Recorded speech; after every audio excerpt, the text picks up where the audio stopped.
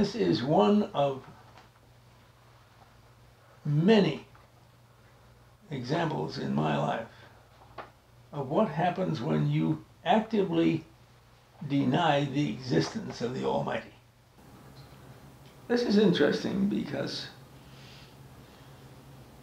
I've always walked closely with the Lord, and I've never had any doubts, as you know, about his existence and the reality of this higher power.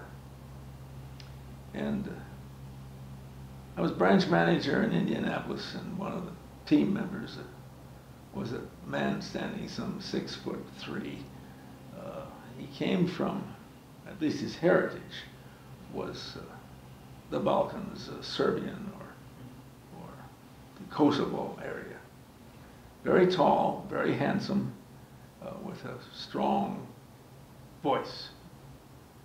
And it became obvious to him that I was a strong, believing Christian. Now, I don't know how, because never in those days, never talked about it. And certainly I never had a Bible on my desk like I've seen sometimes.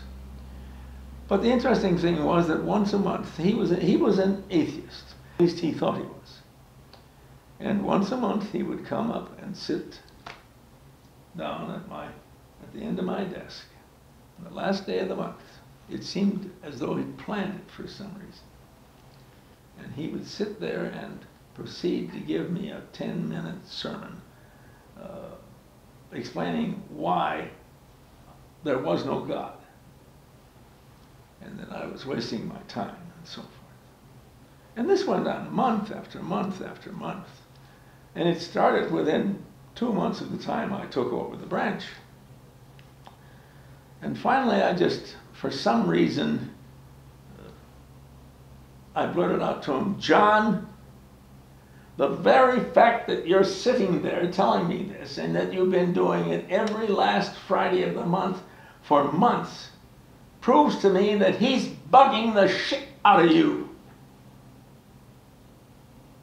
And John clamped his mouth shut, stood up, marched out of the room. He never did it again.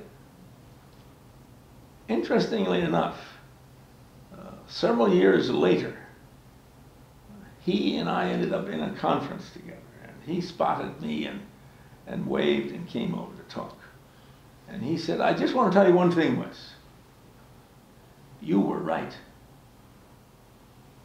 You were right. I now have a relationship with the Lord." Now,